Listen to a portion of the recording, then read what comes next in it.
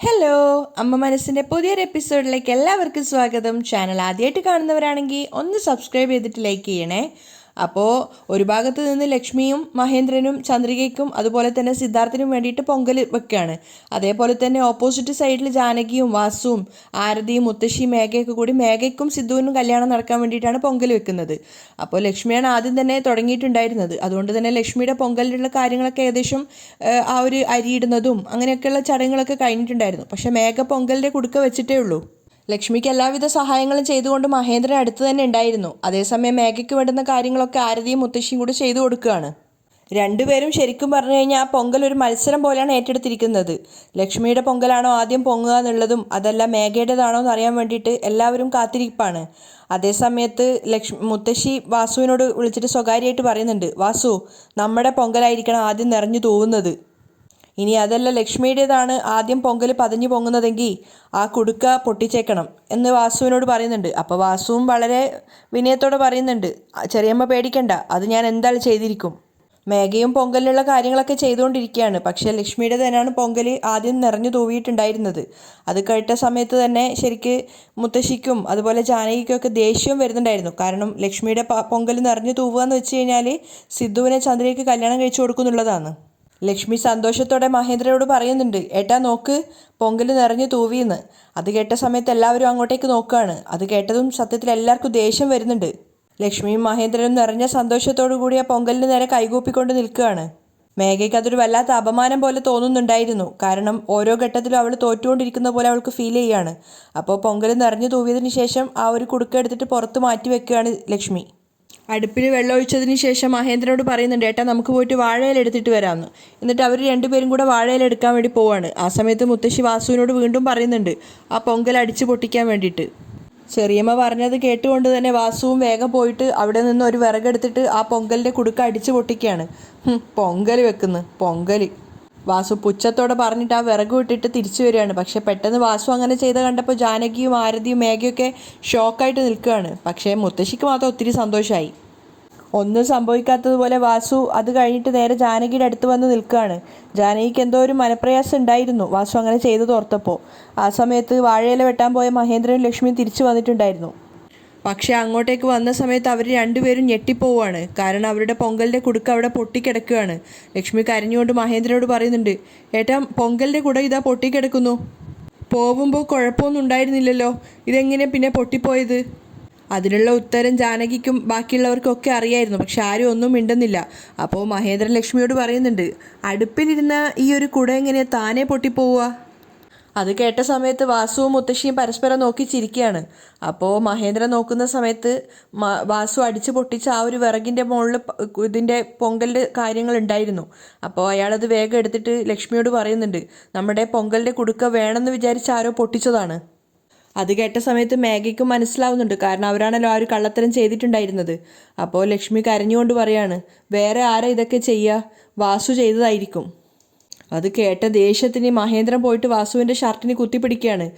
ഏയ്, ഞങ്ങൾ നിങ്ങൾക്ക് എന്ത് ദ്രോഹാടാ ചെയ്തത്? എന്തിനു വേണ്ടിയിട്ടാണ് ഞങ്ങളിങ്ങനെ ടോർച്ചർ ചെയ്യുന്നത്? ജാനകി ഒന്നും പറയാതെ നിൽക്കുകയാണ്. അപ്പോൾ മഹേന്ദ്രൻ പറയുന്നുണ്ട്, പെങ്ങടെ കഴുത്തിൽ നീ കെട്ടിയ താലിയുള്ളത് കൊണ്ട് മാത്രമാണ് ഞാൻ വെറുതെ നിന്നെ വിടുന്നത്. ആരും ഒന്നും മിണ്ടുന്നില്ല. അപ്പോൾ മഹേന്ദ്രൻ ദേഷ്യത്തോടെ പറയുന്നുണ്ട്, അല്ലെങ്കിൽ ഏത് വടി വെച്ചിട്ടാണോ നീ ആ പൊങ്കലിൻ്റെ കുട അടിച്ച് പൊട്ടിച്ചത്, അത് വെച്ച് തന്നെ നിന്നെ അടിച്ച് കൊല്ലുമായിരുന്നു. പക്ഷെ ആ സമയത്ത് ഒരു നന്ദിയില്ലാതെ ജാനകി പറയാണ്, ഏട്ടാ, നിങ്ങളുടെ വീട്ടിൽ എന്ത് നടന്നാലും അതിനൊക്കെ എൻ്റെ ഭർത്താവാണോ കാരണം? നിങ്ങൾ പറയുന്ന പോലെ ഇങ്ങനെയുള്ള കാര്യങ്ങളൊന്നും എൻ്റെ ഭർത്താവ് ചെയ്യില്ല. അപ്പോൾ മഹേന്ദ്രൻ ദേഷ്യത്തോടെ പറയുന്നുണ്ട്, അതെ അതെ, നിൻ്റെ ഭർത്താവ് നല്ല യോഗ്യനാ. അപ്പോൾ ജാനകി ക്രൂരായിട്ട് പറയുന്നുണ്ട്, എൻ്റെ ഭർത്താവിനെ പറ്റി പറയാനുള്ള ഒരു യോഗ്യതയും നിങ്ങൾക്കില്ല. ആദ്യം വായ് മൂടിയിട്ട് ഇവിടുന്ന് പോവാൻ നോക്ക്. പെങ്ങൾ അങ്ങനെ പറയുന്നത് കേട്ടതും മഹേന്ദ്രൻ ശരിക്കും ഷോക്കാവുകയാണ്. അതുപോലെ തന്നെ ലക്ഷ്മിയും കരയുന്നുണ്ടായിരുന്നു. മഹേന്ദ്രൻ സങ്കടത്തോടെ പറയാണ്, ജാനകി, നീ വല്ലാതെ ഓവറായിട്ട് സംസാരിക്കുന്നു, അത്രമാത്രമേ എനിക്ക് പറയാനുള്ളൂ. അപ്പോൾ ജാനകി പറയുന്നുണ്ട്, ഞാനേ ഓവറായിട്ട് ഒന്നും സംസാരിക്കുന്നില്ല, നിങ്ങളാണ് ഓവറായിട്ട് ഇപ്പോൾ ഇങ്ങോട്ട് പെരുമാറുന്നത്. ഒരു ഉളുപ്പുമില്ലാതെ അപ്പോൾ വാസു പറയുന്നുണ്ട്, ഞാനൊന്നും ചെയ്തിട്ടില്ല ജാനകി, നിന്റെ ഏട്ടൻ വേണമെന്ന് വിചാരിച്ച് മനഃപൂർവ്വം എന്നെ നാണം കെടുത്തുകയാണ്. അത് കേട്ട സമയത്ത് മഹേന്ദ്രൻ ജാനകിയെ നോക്കുകയാണ്. അപ്പോൾ ജാനകി വാസുവിനോട് പറയുന്നുണ്ട്, ഏട്ടനൊന്നുകൊണ്ട് വിഷമിക്കേണ്ട, എൻ്റെ ചേട്ടനെ വയസ്സാവുന്നതിനനുസരിച്ച് ബുദ്ധി നഷ്ടപ്പെട്ടുകൊണ്ടിരിക്കുകയാണ്. അത് കേട്ട സമയത്ത് മഹേന്ദ്രന് വല്ലാത്ത സങ്കടം തോന്നുന്നുണ്ടായിരുന്നു. അപ്പോഴൊക്കെ വാസു നിഷ്കളങ്ക ഭാവത്തിൽ നിൽക്കുകയാണ്. മേഘ നോക്കുന്ന സമയത്ത് ലക്ഷ്മി സങ്കടം കൊണ്ട് പൊട്ടി പൊട്ടി കരയുന്നുണ്ടായിരുന്നു. മഹേന്ദ്രൻ അത് കണ്ടിട്ട് ലക്ഷ്മിയുടെ അടുത്ത് പോയിട്ട് പറയാണ്, ലക്ഷ്മി നീ വിഷമിക്കേണ്ട. അതൊക്കെ കാണുമ്പോൾ മേഘയുടെ കണ്ണ് നിറയുന്നുണ്ടായിരുന്നു. കാരണം സത്യം എന്താണെന്ന് എല്ലാവർക്കും അറിയാവുന്ന കാര്യമാണ്. മഹേന്ദ്രൻ ലക്ഷ്മിയെ സമാധാനിപ്പിക്കുകയാണ്. നമുക്ക് പോയിട്ട് പുതിയ കലം വാങ്ങിച്ചിട്ട് ഒന്നുകൂടെ പൊങ്കൽ വെക്കാം. അവർ നമ്മുടെ കലം നശിപ്പിച്ചു എന്ന് കരുതി നമ്മൾ തോറ്റു പിന്മാറുന്നാണോ? വാ, ഞാൻ പുതിയ കലം വാങ്ങിത്തരാം, നീ വാ എന്ന് പറഞ്ഞിട്ട് അവരുടെ ആ ഒരു ഭാഗത്തേക്ക് പോവുകയാണ്. അപ്പോൾ ലക്ഷ്മി കരഞ്ഞുകൊണ്ട് അവിടെ തന്നെ നിൽക്കുന്നുണ്ട്. മഹേന്ദ്രൻ പുതിയൊരു കലം വാങ്ങിക്കാൻ വേണ്ടി പോകുന്നുണ്ട്. മഹേന്ദ്രൻ്റെ സംസാരം കേൾക്കുന്ന സമയത്ത് വാസുവും ജാനകിയൊക്കെ പുച്ഛത്തോടെയാണ് നിൽക്കുന്നത്. പക്ഷേ മേഘയ്ക്ക് എന്തോ ഒരു വല്ലാത്തൊരു കുറ്റബോധ സങ്കടമൊക്കെ തോന്നുന്നുണ്ടായിരുന്നു. അതേസമയം ഓഫീസിലാണെങ്കിൽ ചന്ദ്രികയും മനീഷും ശരിക്കും സ്റ്റക്കായിട്ടാണ് നിൽക്കുന്നത്. അപ്പോഴാണ് സിദ്ധു അങ്ങോട്ടേക്ക് കയറി വരുന്നത്. അപ്പോൾ മനീഷിനെ കണ്ടപ്പോൾ സിദ്ധു പറയുന്നുണ്ട്, ഹായ്, ഗുഡ് മോർണിംഗ്. മനീഷും തിരിച്ചു പറയാണ്, ഗുഡ് മോർണിംഗ് സർ. അപ്പോൾ ചന്ദ്രികയുടെ മുഖത്തും മനീഷിൻ്റെ മുഖത്തും നോക്കിയ സമയത്ത് സിദ്ധുവിന് തോന്നുന്നുണ്ട് അവരെന്തോ സീരിയസ് ആയിട്ട് സംസാരിക്കുകയാണെന്ന്. അതുകൊണ്ട് തന്നെ അവരോട് പറയാണ്, എനിക്ക് തോന്നുന്നത് നിങ്ങൾ രണ്ടുപേരും എന്തോ ഗൗരവമുള്ള കാര്യം സംസാരിക്കുകയാണെന്നാണ്. എങ്കിൽ ഞാൻ പോയിട്ട് പിന്നെ വരാം. അപ്പോൾ ചന്ദ്രിക ഒരു വല്ലാത്തൊരവസ്ഥയിലാണ് ഉണ്ടായിരുന്നത്. അവൾ സിദ്ധുവിനോട് പറയുന്നുണ്ട്, സർ സത്യം പറഞ്ഞാൽ ഇതൊരു വല്ലാത്ത സീരിയസ് ആയ കാര്യം തന്നെയാണ്. സർ ഇതെന്തായാലും കേൾക്കുക തന്നെ വേണം. അപ്പോഴേക്കാണ് മനോഹരൻ അങ്ങോട്ടേക്ക് വാതിൽ തുറന്നിട്ട് വരാൻ പോകുന്നുണ്ടായിരുന്നു. പക്ഷേ ഇവർ 3 പേര് സംസാരിക്കുന്നത് കേട്ടപ്പോൾ മനോഹരൻ വാതിലിൻ്റെ പുറത്ത് തന്നെ വെയിറ്റ് ചെയ്യുകയാണ്, എന്താണ് ഇവർ പറയുന്നതെന്ന് ഒളിച്ച് കേൾക്കാൻ വേണ്ടിയിട്ട്. അപ്പോൾ സിദ്ധു ചന്ദ്രികയോട് ചോദിക്കുന്നുണ്ട്, എന്താ കാര്യം? അപ്പോൾ താൻ അറിഞ്ഞ ആ സത്യങ്ങളും യാഥാർത്ഥ്യങ്ങളും സിദ്ധാർത്ഥിനോട് കൂടി ചന്ദ്രിക പറയുകയാണ്. ഇത്രയും കാലം പ്രിയയുടെ അച്ഛൻ മരിച്ചു പോയി എന്നായിരുന്നില്ലേ മേഘ നമ്മളോടൊക്കെ പറഞ്ഞുകൊണ്ടിരുന്നത്? അതെ. അപ്പോൾ മേഘയെക്കുറിച്ചാണ് പറയുന്നതെന്ന് കേൾക്കുന്ന സമയത്ത് മനോഹരൻ ഒന്നുകൂടെ കാത് കൂർപ്പിക്കുകയാണ്. എന്തായിരിക്കും ഇവർ മേഘയെക്കുറിച്ച് പറയുന്നതെന്ന് അറിയാൻ വേണ്ടിയിട്ട്. അപ്പോൾ ചന്ദ്രിക സിദ്ധാർത്ഥിനോട് പറയുന്നുണ്ട്, പക്ഷേ പ്രിയയുടെ അച്ഛൻ മരിച്ചിട്ടില്ല, ജീവനോടെ തന്നെയുണ്ട്. അത് കേട്ട സമയത്ത് സിദ്ധാർത്ഥ് ശരിക്കും ഷോക്കാവുകയാണ്. മാത്രമല്ല മനോഹരൻ കാത് കൂർപ്പിക്കുന്നുണ്ട് എന്തായിരിക്കും ചന്ദ്രിക പറയുന്നതെന്ന് അറിയാൻ വേണ്ടിയിട്ട്. അപ്പോൾ സിദ്ധാർത്ഥ് ചോദിക്കുന്നുണ്ട്, ചന്ദ്രിക ആർ യു സീരിയസ്? അതെ സർ, മേഘ കോളേജിൽ പഠിക്കുന്ന സമയത്ത് ഒരാളെ പ്രണയിച്ചിരുന്നതായിട്ട് അറിയാമായിരുന്നല്ലോ. അത് മറ്റാരുമല്ല, ഈ മനീഷാണ്. മനീഷിന് നേരെ വിരൽ ചൂണ്ടിക്കൊണ്ടാണ് ചന്ദ്രിക പറയുന്നത്. അപ്പോൾ തന്നെ മനോഹരനും മനീഷിനെ ഒന്ന് നോക്കുന്നുണ്ടായിരുന്നു. സിദ്ധുവും അതിശയത്തോടെയാണ് മനീഷിനെ നോക്കുന്നത്. അപ്പോൾ ചന്ദ്രിക ബാക്കിയുള്ള കാര്യങ്ങൾ പറഞ്ഞു കൊടുക്കുകയാണ്. ഇവർ രണ്ടുപേരും കോളേജിൽ പഠിക്കുന്ന കാലത്ത് പ്രണയിച്ചിട്ട് വിവാഹം കഴിച്ച് ഭാര്യയും ഭർത്താവിനെയും പോലെ ഒന്നിച്ചാണ് ജീവിച്ചത്. അതിനുശേഷം അവിടെ വെച്ച് നടന്ന ഒരു ആക്സിഡൻറ്റിൽ ഇദ്ദേഹം മരിച്ചു പോയെന്ന് കരുതിയിട്ടാണ് മേഘ നാട്ടിലേക്ക് വന്നത്. സിദ്ധുവിന് കേട്ട കാര്യങ്ങൾ വിശ്വസിക്കാനാവാതെ മനീഷിനെ തന്നെ നോക്കി നിൽക്കുകയാണ്. മനീഷ് പറഞ്ഞ ഓരോരോ കാര്യങ്ങളും ചന്ദ്രിക സിദ്ധുവിനോട് പറഞ്ഞു കൊടുക്കുകയാണ്. 6 മാസങ്ങളോളം ഇദ്ദേഹം കോമയിലായിരുന്നു. അതിനുശേഷം ബോധം വന്നപ്പോൾ മേഘ മറ്റാരെയോ കല്യാണം കഴിച്ചതായിട്ടാണ് ഇദ്ദേഹം അറിഞ്ഞത്. ഒരുപാട് വർഷങ്ങൾക്ക് ശേഷമാണ് മേഘ ഇവിടെ വെച്ച് കാണുന്നത്. അപ്പോഴാണ് മേഘ മറ്റാരെയും കല്യാണം കഴിച്ചിട്ടില്ല എന്നും പ്രിയ തൻ്റെ മകളാണെന്നും ഒക്കെ ഇദ്ദേഹം അറിഞ്ഞത്. സിദ്ധു ശരിക്കും കേട്ടത് വിശ്വസിക്കാനാവാതെ നിൽക്കുന്ന അവസ്ഥയിലായിരുന്നു. അതേ അവസ്ഥയിൽ തന്നെയാണ് മനോഹരൻ ഉണ്ടായിരുന്നത്. സിദ്ധു മനീഷിനോട് ചോദിക്കുന്നുണ്ട്, മനീഷ്, ചന്ദ്രിക പറഞ്ഞതൊക്കെ സത്യമാണോ? ഒരു നിമിഷം പോലും ആലോചിക്കാതെ മനീഷും പറയുന്നുണ്ട്, അതെ സർ. അപ്പോൾ സിദ്ധു മനീഷിനോട് പറയാണ്, മേഘയുടെ ഹസ്ബൻഡ് മരിച്ചിട്ടുണ്ടാവില്ല എന്ന് എനിക്കൊരു വിശ്വാസം ഉണ്ടായിരുന്നു. പക്ഷേ അതുപോലെ തന്നെ ഇദ്ദേഹം ജീവനോടെ തന്നെയുണ്ട്. സിദ്ധാർത്ഥിന് ശരിക്കും അതിശയാവുകയാണ്. അപ്പോൾ മനീഷ് ചെറിയൊരു സങ്കടത്തോടെ പറയുന്നുണ്ട്, എന്ത് കാരണം കൊണ്ടാണെന്ന് അറിയില്ല സർ, മേഘ പക്ഷേ എന്നെ ജീവിതത്തിലേക്ക് കൂട്ടുന്നേയില്ല. അത് കേട്ടതും സിദ്ധാർത്ഥിനും ചെറുതായിട്ടൊരു സംശയം തോന്നുകയാണ്. അപ്പോൾ മനീഷ് പറയുന്നുണ്ട്, കല്യാണം ചെയ്യാമെന്ന് പറഞ്ഞാലും അത് വേണ്ടാന്നുള്ള അവസ്ഥയിലാണ് അവൾ നിൽക്കുന്നത് സർ. അവൾ എന്നെ വെറുക്കുന്നതിൻ്റെ കാരണം എന്താണെന്ന് പോലും എനിക്കറിയില്ല സർ. അപ്പോൾ ചന്ദ്രികയോട് സിദ്ധാർത്ഥ് പറയുന്നുണ്ട്, ചന്ദ്രിക, നമുക്കിപ്പോൾ തന്നെ മനീഷിനെയും കൂട്ടിയിട്ട് വീട്ടിലേക്ക് പോയിട്ട് ഫാമിലിയിലെ എല്ലാ ആൾക്കാരോടും പറയണം, ഇതാണ് മേഘയുടെ ഭർത്താവെന്നും പ്രിയയുടെ അച്ഛനെന്നും. എല്ലാവരും ഈ സത്യം അറിയണം. അപ്പോൾ ചന്ദ്രിക പറയുന്നുണ്ട്, അതൊരു നല്ല തീരുമാനം തന്നെയാണ് സർ. നമുക്കിപ്പോൾ തന്നെ മനീഷിനെയും കൂട്ടിയിട്ട് ക്ഷേത്രത്തിലേക്ക് പോവാം.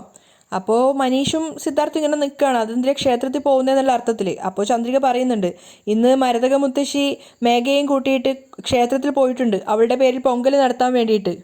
അവിടെ വെച്ച് മനീഷാണ് മേഘയുടെ ഹസ്ബൻഡെന്ന് എല്ലാവർക്കും മുന്നിൽ വെച്ച് നമുക്ക് പറയാം. എല്ലാ കാര്യങ്ങളും ശ്രദ്ധയോടെ കേട്ട് പുറത്തൊരാളുണ്ടായിരുന്നു, മനോഹരൻ. അയാളും ഇങ്ങനെ ആലോചിക്കുകയാണ് എന്താ ചെയ്യുക, എങ്ങനെയാണ് മേഘയെ ഹെൽപ്പ് ചെയ്യാമെന്ന്. അപ്പോൾ സിദ്ധു ചന്ദ്രികയോട് പറയുന്നുണ്ട്, ഇത്രയും കാലമായിട്ടും മനീഷാണ് ഹസ്ബൻഡ് എന്നുള്ളത് മേഘ എന്തായിരിക്കും ആരോടും പറയാത്തത്? അങ്ങനെയാണെങ്കിൽ മേഘ എന്തിനെയോ പേടിക്കുന്നതായിട്ടാണ് എനിക്ക് തോന്നുന്നത്. ചന്ദ്രിക, ഇന്നത്തോടെ എല്ലാത്തിനും ഒരു തീരുമാനം ഉണ്ടാവണം. അങ്ങനെ അവർ 3 പേരും കൂടി ക്ഷേത്രത്തിലേക്ക് പോകാൻ വേണ്ടി റെഡിയാവുകയാണ്. ചന്ദ്രിക മനീഷിൻ്റെ ഫോൺ അവന് തിരിച്ചു കൊടുക്കുന്നുണ്ട്. ആ സമയം കൊണ്ട് മനോഹരൻ വേഗം അവിടെ നിന്ന് എസ്കേപ്പ് ആവുകയാണ്. അയാൾ പെട്ടെന്ന് തന്നെ മേഘയെ കോൾ ചെയ്യുകയാണ് അവിടെ നിന്ന് മാറിയിട്ട്. അപ്പോൾ മുത്തശ്ശിയാണ് മേഘയ്ക്ക് ഫോൺ കൊണ്ട് കൊടുക്കുന്നത്. ഒരുപാട് നേരമായി ഫോൺ റിങ് ചെയ്യുന്നതെന്ന് പറഞ്ഞിട്ട്. മേഘ നോക്കുന്ന സമയത്ത് മനോഹരൻ അങ്കിളാണ്. അപ്പോൾ അവൾ മുത്തശ്ശിയോടും എല്ലാവരോടായിട്ട് പറയുന്നുണ്ട്, മനോഹരൻ അങ്കിളാണ് വിളിക്കുന്നത്, ഞാൻ പോയി ഒന്ന് അറ്റൻഡ് ചെയ്തിട്ട് വരാമെന്ന് പറഞ്ഞിട്ട് മേഘ അവരുടെ അടുത്തു നിന്ന് മാറി നിൽക്കുകയാണ്. എന്നിട്ട് എന്താ കാര്യം എന്ന് അദ്ദേഹത്തോട് ചോദിക്കുന്നുണ്ട്. അപ്പോൾ അയാൾ പറയാണ്, അത്യാവശ്യമായിട്ടുള്ളൊരു കാര്യം പറയാൻ വേണ്ടിയിട്ടാണ് ഞാൻ വിളിച്ചത്. എന്താ കാര്യം, പറയൂ. മേഘ പറയുന്ന സമയത്ത് മനോഹരൻ താൻ അതുവരെ കേട്ട കാര്യങ്ങൾ മുഴുവനായിട്ട് മേഘയ്ക്ക് പറഞ്ഞു കൊടുക്കുകയാണ്. മനീഷാണ് മേഘയുടെ ഭർത്താവെന്നും പ്രിയ അവരുടെ രണ്ടുപേരുടെയും കുട്ടിയാണെന്നുള്ള സത്യങ്ങളൊക്കെ ചന്ദ്രികയോട് മനീഷ് പറഞ്ഞെന്നും അത് അവർ രണ്ടുപേരും ചേർന്നിട്ട് സിദ്ധാർത്ഥിനെ അറിയിച്ചെന്നും അങ്ങനെയുള്ള എല്ലാ കാര്യങ്ങളും പറയാണ്. മാത്രമല്ല ക്ഷേത്രത്തിലേക്ക് തന്നെ അന്വേഷിച്ചുകൊണ്ട്, അതായത് മേഘയെ അന്വേഷിച്ചുകൊണ്ട് ക്ഷേത്രത്തിലേക്ക് അവർ വരുന്നുണ്ടെന്നൊക്കെയുള്ള കാര്യങ്ങൾ പറയുന്നുണ്ട്. മേഘ ശരിക്കും ഞെട്ടിത്തരിച്ച് നിൽക്കുകയാണ്. അവൾ ആകെ ദേഷ്യത്തോടെ പറയുന്നുണ്ട്, അയ്യോ എന്തൊക്കെയാ അങ്കിൾ ഈ പറയുന്നത്, ഞാൻ പറഞ്ഞത് സത്യമാണ് മോളെ, അവർ സംസാരിക്കുന്നത് മുഴുവൻ ഞാൻ എൻ്റെ കാതുകൊണ്ട് കേട്ടതാണ്. അപ്പോൾ മേഘ എന്താ ചെയ്യേണ്ടതെന്ന് അറിയാത്തൊരവസ്ഥയിലായിരുന്നു. അവർ ക്ഷേത്രത്തിലേക്കാണ് പുറപ്പെട്ടതെന്ന് കൂടി അറിഞ്ഞതോടെ മേഘയ്ക്ക് വല്ലാത്ത ദേഷ്യം കയറുന്നുണ്ടായിരുന്നു. അവൾ അങ്കിളിനോട് പറയാണ്, അങ്കിൾ എന്ത് ചെയ്തിട്ടാലും വേണ്ടില്ല, അവരിവിടെ ക്ഷേത്രത്തിലെത്താൻ പാടില്ല. അപ്പോൾ മനോഹരൻ പറയുന്നുണ്ട്, അയ്യോ അവരെല്ലാവരും ഇവിടെ നിന്ന് ഇറങ്ങിയല്ലോ മോളെ, നിങ്ങൾ എന്ത് ചെയ്തു എന്ന് എനിക്കറിയണ്ട, പക്ഷേ മനീഷ് ഇവിടെ എത്താൻ പാടില്ല. ഇനി നിങ്ങൾ അവനെ കൊന്നാൽ കൂടി എനിക്ക് പ്രശ്നമില്ല, ഞാൻ അവൻ്റെ ഭാര്യയാണെന്നുള്ള കാര്യം ഒരാൾ പോലും അറിയാൻ പാടില്ല. എങ്ങനെയെങ്കിലും അവനെ തടഞ്ഞേ പറ്റൂ. കോള് കട്ട് ചെയ്തെങ്കിലും മേഘ ശരിക്കും അസ്വസ്ഥയായിട്ടാണ് ഉണ്ടായിരുന്നത്. മേഘ കോള് കട്ട് ചെയ്ത ഉടനെ തന്നെ മനോഹരൻ വേറൊരു ഗുണ്ടയാണ് വിളിക്കുന്നത്. എന്നിട്ട് മനീഷിനെ തട്ടിക്കൊണ്ടുവരാനുള്ള കാര്യങ്ങളൊക്കെയാണ് സംസാരിക്കുന്നത്. അതേസമയം മേഘയാണെങ്കിൽ ചിന്തിക്കുന്നുണ്ട്, ശരവണൻ അച്ഛനെ വിളിച്ചിട്ട് കാര്യം പറഞ്ഞാലോ എന്ന്. അങ്ങനെ വേഗം തന്നെ അവൾ അച്ഛനെ കോൾ ചെയ്യാണ്. അയാളാണെങ്കിൽ പുറത്ത് എവിടെയോ വണ്ടിയിലേക്ക് പോയിക്കൊണ്ടിരിക്കുന്ന സമയത്താണ് മേഘയുടെ കോൾ വരുന്നത്. കോൾ അറ്റൻഡ് ചെയ്തിട്ട് കാര്യം ചോദിക്കുന്ന സമയത്താണ് മേഘ പറയുന്നത്, എന്താ ആരറിയരുതെന്ന് വിചാരിച്ചോ, അങ്ങനെയുള്ള എല്ലാ കാര്യങ്ങളും പുറത്തായി കഴിഞ്ഞു. ശരവണന് പെട്ടെന്ന് മേഘ പറഞ്ഞതൊന്നും മനസ്സിലായില്ല. എന്താ മോൾ ഉദ്ദേശിച്ചതെന്ന് ചോദിക്കുന്ന സമയത്താണ് മേഘ പറഞ്ഞത്, മനീഷാണ് എൻ്റെ ഭർത്താവെന്നും പ്രിയ അവൻ്റെ കുഞ്ഞാണെന്നുള്ള കാര്യമൊക്കെ ചന്ദ്രിക കണ്ടുപിടിച്ചു വച്ചാ.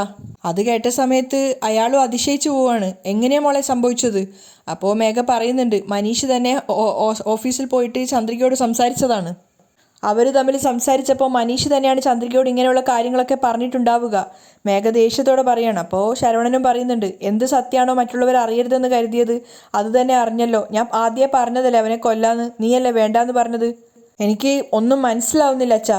ഒരൊറ്റ കാര്യം ഞാൻ പറയാം, മനീഷ് ഇവിടെ വന്നിട്ട് സത്യം പറയാൻ പാടില്ല. അവൻ ഇവിടെ വന്ന് സത്യങ്ങളൊക്കെ വിളിച്ചു പറഞ്ഞു കഴിഞ്ഞാൽ പിന്നെ ജാനകി അമ്മായിക്കും വാസു അമ്മാവനും എന്നെ പിന്നെ അവരുടെ മരുമകളായിട്ട് അംഗീകരിക്കാൻ സാധിക്കില്ല. എനിക്കും സിദ്ധുവിനും കല്യാണം നടക്കുന്നത് വരെ മനീഷ് ആരുടെയും കണ്ണിൽ പെടാൻ പാടില്ല. മേഘ ഉറച്ച തീരുമാനത്തോടെയാണ് പറയുന്നത്. അപ്പോൾ ശരവണൻ ചോദിക്കുന്നുണ്ട്, ശരി മോളെ, ഞാനിപ്പോൾ എന്താ ചെയ്യേണ്ടത് അത് പറ. ചന്ദ്രികയും സിദ്ധാർത്ഥും കൂടി മനീഷിനെയും കൂട്ടിക്കൊണ്ട് ഈ ക്ഷേത്രത്തിലേക്ക് വരുന്നുണ്ട്. അവരിങ്ങോട്ടേക്ക് വരുന്ന വഴിക്ക് വെച്ച് തന്നെ മനീഷിനെ എങ്ങനെയെങ്കിലും തട്ടിക്കൊണ്ടു പോകണം. അതിനുശേഷം പിന്നീട് ഒരിക്കലും അവൻ സിദ്ധാർത്ഥിൻ്റെയും ചന്ദ്രികയുടെയും കയ്യിൽ കിട്ടാൻ പാടില്ല. അത് എനിക്ക് വാക്ക് തരണം. അപ്പോൾ ശരവണൻ പറയുന്നുണ്ട്, തീർച്ചയായിട്ടും മോളെ, ഞാൻ എന്താ കാര്യം എന്ന് വെച്ചാൽ ചെയ്തോളാം. ശരി അച്ഛാ. അപ്പോഴാണ് മേഘയ്ക്ക് കുറച്ചൊരു സമാധാനമായത്. മേഘയുടെ കോള് കട്ടായ ഉടനെ തന്നെ ശരവണൻ നേരെ വിളിച്ചത് ഒരു ഗുണ്ടയെ തന്നെയായിരുന്നു. അയാളും മനീഷിനെ തട്ടിക്കൊണ്ടുപോകേണ്ട കാര്യങ്ങളാണ് അയാളുമായിട്ട് സംസാരിച്ചിട്ടുണ്ടായിരുന്നത്. അതേസമയം സിദ്ധുവിൻ്റെയും ചന്ദ്രികയുടെയും കൂടെ ക്ഷേത്രത്തിലേക്ക് വന്നതാണ് മനീഷ്.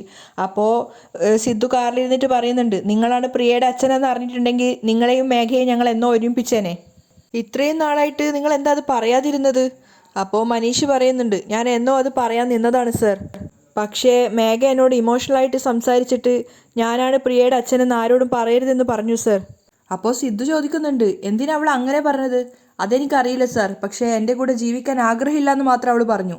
അത് കേട്ടതും ചന്ദ്രികയ്ക്കും സിദ്ധാർത്ഥിനും കാര്യം മനസ്സിലായിട്ടുണ്ടായിരുന്നു. മാത്രമല്ല സിദ്ധു മനീഷിനോട് പറയുന്നുണ്ട്, അവൾക്ക് എന്തുകൊണ്ടാണ് താല്പര്യമില്ലാത്തതെന്ന് എനിക്ക് മനസ്സിലായി. അപ്പോൾ ചന്ദ്രിക സിദ്ധാർത്ഥിനെ നോക്കുന്നുണ്ടായിരുന്നു.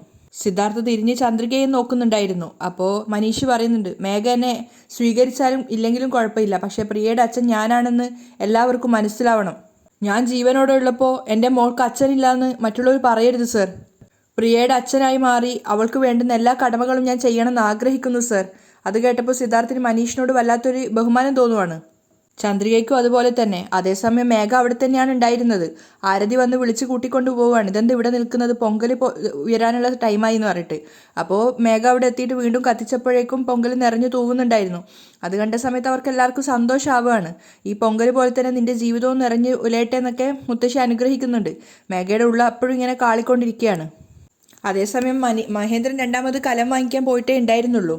ആ സമയത്ത് മനീഷ് വന്നുകൊണ്ടിരുന്ന കാറിൽ, സിദ്ധാർത്ഥിൻ്റെ കൂടെ വന്നുകൊണ്ടിരുന്ന കാറിൽ മുന്നിലായിട്ട് ഒരു കാറ് ബ്രേക്ക് ഇട്ട് നിർത്തിയിട്ടുണ്ടായിരുന്നു. അപ്പോൾ അവരതിൽ നിന്ന് 2-3 ചെറുപ്പക്കാർ വന്നിട്ട് സിദ്ധുവിൻ്റെ കാർ തടഞ്ഞു നിർത്തുകയാണ്. എന്നിട്ട് അവനോട് ജാക്കിക്ക് ചോദിക്കുന്നുണ്ടായിരുന്നു, അവരുടെ കാറിൻ്റെ ടയർ പഞ്ചറായി, അതൊന്ന് ശരിയാക്കാൻ വേണ്ടിയിട്ടാണ്. അപ്പോൾ സിദ്ധു പറയുന്നുണ്ടായിരുന്നു, ഞാൻ കുറച്ച് തിരക്കായിട്ട് പോവുകയാണെന്ന്. അപ്പോൾ അവരും ഇങ്ങനെ യാചിക്കുകയാണ്, സാർ ഞങ്ങൾക്കും അത്യാവശ്യമായിരുന്നു, പ്ലീസ് ഒന്ന് തന്നാൽ പെട്ടെന്ന് തരാമെന്നൊക്കെ പറഞ്ഞിട്ട് അവസാനം സിദ്ധാർത്ഥ് കൊടുക്കുകയാണ് മനീഷിനോട് ചോദിച്ചുകൊണ്ട്. അപ്പോൾ മനീഷിനോട് അത് കൊടുത്തതിന് ശേഷം മനീഷിനോട് പറയുന്നുണ്ട്, ഞാനൊന്ന് ടോയ്ലറ്റിൽ പോയിട്ട് വരാം, കുറച്ച് നേരം ഇവിടെ നിൽക്കുമെന്ന് പറയാണ്.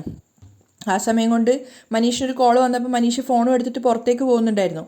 അതാണ് കൃത്യസമയം എന്ന് മനസ്സിലാക്കിയിട്ട് ആ വണ്ടിയിൽ വന്നിട്ടുണ്ടായിരുന്ന ഗുണ്ടകളായ ചെറുപ്പക്കാർ മനീഷിൻ്റെ പിന്നാലെ പോവുകയാണ്. അവിടെയാണ് ഇന്നത്തെ എപ്പിസോഡ് വൈൻഡപ്പ് ചെയ്യുന്നത്.